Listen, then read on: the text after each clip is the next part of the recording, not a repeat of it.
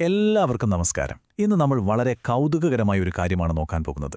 Abraham തുടക്കം മുതലേ തികഞ്ഞവനും പൂർണ്ണനുമായിരുന്നു എന്നാണല്ലോ നമ്മൾ പലപ്പോഴും ചിന്തിക്കാറുള്ളത്, അല്ലേ? എന്നാൽ ഇന്നത്തെ ഈ വിശകലനത്തിലൂടെ ആ ഒരു ധാരണയെ നമ്മൾ പൂർണ്ണമായും മാറ്റിയെഴുതാൻ പോകുകയാണ്. ശരി, നമുക്ക് നേരെ വിഷയത്തിലേക്ക് കടക്കാം. വിശ്വാസികളുടെ പിതാവ് എന്ന് നമ്മൾ വിളിക്കുന്ന അബ്രഹാമിനെക്കുറിച്ച് വളരെ രസകരമായൊരു ചോദ്യം ചോദിച്ചുകൊണ്ടുതന്നെ തുടങ്ങാം. ദൈവം അദ്ദേഹത്തെ ആദ്യമായി വിളിച്ചപ്പോൾ തന്നെ അദ്ദേഹം സർവ്വഗുണസമ്പന്നനായിരുന്നോ? ഇതിന്റെ ഉത്തരം കേട്ടാൽ ഒരുപക്ഷെ നിങ്ങൾ ശരിക്കും അത്ഭുതപ്പെടും. 99. അതെ, കേട്ടത് ശരിയാണ്.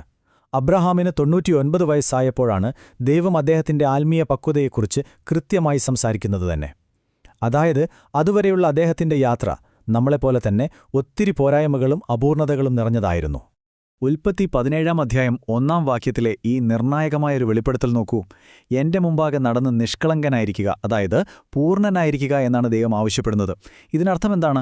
വിളിക്കപ്പെട്ട സമയത്ത് അദ്ദേഹം ഒരു 100% പൂർണ്ണനായിരുന്നില്ല എന്ന് തന്നെയല്ലേ?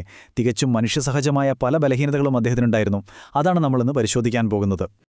ആദ്യമായി അദ്ദേഹത്തിന്റെ ജീവിതത്തിൽ വളരെ സാധാരണമായി കടന്നുവന്ന ചില ഭയങ്ങളെയും സംഘർഷങ്ങളെയും കുറിച്ച് നമുക്ക് നോക്കാം.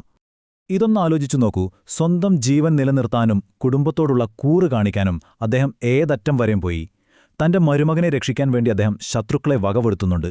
അതുമാത്രമല്ല, സ്വന്തം ഭാര്യയായ സാറായുടെ സൗന്ദര്യം കാരണം അവിടുത്തെ രാജാവ് തന്നെ കൊന്നേക്കുമോ എന്ന കടുത്ത ഭയത്താൽ അദ്ദേഹം നുണ പറയുകയും ചെയ്യുന്നു. എത്രമാത്രം മനുഷ്യസഹജമായ ഭയങ്ങളാണല്ലേ ഇത്! ഇനി അദ്ദേഹത്തിന്റെ ചില സംശയങ്ങളെക്കുറിച്ചും സാഹചര്യങ്ങളുടെ സമ്മർദ്ദം കാരണം അദ്ദേഹം ചെയ്ത ചില വിട്ടുവീഴ്ചകളെക്കുറിച്ചും സംസാരിക്കാം. ഒരു ചെറിയ തീരുമാനം എങ്ങനെയൊക്കെയാണ് കൈവിട്ടു പോകുന്നതെന്ന് നോക്കൂ. തന്റെ മരുമകനായ ലോത്തിനെ കൂടെ കൂട്ടുക എന്ന ഒരൊറ്റ വിട്ടുവീഴ്ച അവരുടെ ഇടയന്മാർ തമ്മിലുള്ള കടുത്ത കലഹത്തിലേക്കും ഒടുവിൽ വളരെ വേദനാജനകമായ ഒരു വേർപിരിയലിലേക്കുമാണ് നയിച്ചത്. സ്നേഹം കൊണ്ടായിരിക്കാം അദ്ദേഹം അങ്ങനെ ചെയ്തത്, പക്ഷേ അതൊരു വലിയ അബദ്ധമായി മാറി. ദൈവത്തിന്റെ സമയക്രമത്തിൽ അദ്ദേഹത്തിന് സംശയം തോന്നുന്ന മറ്റൊരു സന്ദർഭവും നാം കാണുന്നുണ്ട്. ഒന്ന്, ക്ഷമിക്കാൻ തയ്യാറാകാതെ ഭാര്യയുടെ വാക്കുകൾ കേട്ട് അദ്ദേഹം ഹാഗാറിന്റെ അടുത്തേക്ക് പോകുന്നു. ഇതിലൂടെ ഇശ്മായേൽ ജനിക്കുന്നു. സത്യത്തിൽ ഇന്നും ലോകത്ത് നിലനിൽക്കുന്ന അറബ് ജനതയുമായുള്ള സങ്കീർണമായ ചരിത്രപരവും സാമൂഹികവുമായ പ്രശ്നങ്ങളുടെ തുടക്കം ഈ ചെറിയൊരു ക്ഷമയില്ലായ്മയിൽ നിന്നായിരുന്നു എന്ന് പറയുമ്പോൾ ശരിക്കും അത്ഭുതം തോന്നും. ഈ സംഭവങ്ങളെല്ലാം കാലക്രമത്തിൽ ഒന്നുവെച്ചു നോക്കിയാൽ ഒരു കാര്യം വ്യക്തമാണ്. പൂർണ്ണനാകാനുള്ള ദൈവത്തിന്റെ ആ കൽപ്പന വരുന്നതിന് മുൻപുള്ള ഒരു യാത്രയായിരുന്നു ഇത്. മനുഷ്യസഹജമായ ഈ തെറ്റുകളെല്ലാം ഉൽപ്പത്തി 17 വളരെ മുൻപ് തന്നെ സംഭവിച്ച കാര്യങ്ങളാണ്. ഇനി ഏറ്റവും രസകരമായ, നമുക്കെല്ലാവർക്കും എളുപ്പം മനസ്സിലാകുന്ന ചില സാധാരണ ബലഹീനതകളിലേക്ക് വരാം. മഹാന്മാരായ പ്രവാചകന്മാർക്കും നമ്മളെപ്പോലെ മോശം ദിവസങ്ങൾ ഉണ്ടാകാറുണ്ടായിരുന്നു എന്ന് ഇത് കാണിച്ചു തരുന്നു. ഉൽപ്പത്തി 15-ാം അധ്യായത്തിൽ എന്താണ് സംഭവിക്കുന്നതെന്ന് നോക്കൂ. വളരെ നിർണായകമായ ഒരു ഉടമ്പടിയുടെ സമയത്ത് കടുത്ത ക്ഷീണം കാരണം അബ്രഹാം അക്ഷരാർത്ഥത്തിൽ ഉറങ്ങിപ്പോകുന്നു. കേൾക്കുമ്പോൾ നിസ്സാരമായി തോന്നാമല്ലേ? പക്ഷേ ഇതിലൂടെ തന്റെ പിൻഗാമികൾ അടിമത്വത്തിൽ അലിഞ്ഞു തിരിയുമെന്ന വളരെ ഭാരമേറിയ ഒരു പ്രവചനമാണ് അദ്ദേഹത്തിന് ലഭിച്ചത്. ക്ഷീണം തോന്നുമ്പോൾ ഉറങ്ങുക എന്നത് സ്വാഭാവികമാണ്, പക്ഷേ ആ സന്ദർഭം എത്ര നിർണായകമായിരുന്നു എന്ന് നോക്കൂ. ഇവിടെ അദ്ദേഹത്തിന്റെ വളരെ ദുർബലമായ പരാതി പറയുന്ന ഒരു പ്രകൃതം നാം വ്യക്തമായി കാണുന്നുണ്ട്. സ്വന്തമായി ഒരു മകനുണ്ടാകുന്നതിനു പകരം തന്റെ ദാസനായ എലിയേസർ തന്റെ സ്വത്തുക്കൾക്കെല്ലാം അവകാശിയാകുമോ എന്ന് അദ്ദേഹം ദൈവത്തോട് തന്നെ പരിഭവത്തോടെ ചോദിക്കുകയാണ്.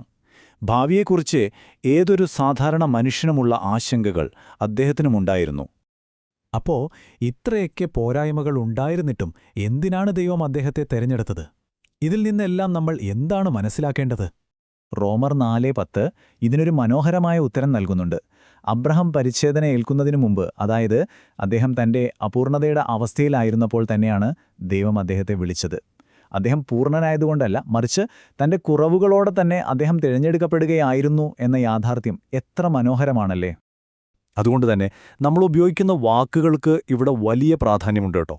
നമ്മുടെ ആത്മീയ പിതാക്കന്മാരുടെ ഈ ചരിത്രപരമായ തെറ്റുകളെ നമ്മൾ വളരെ ബഹുമാനത്തോടെ വേണം കാണാൻ.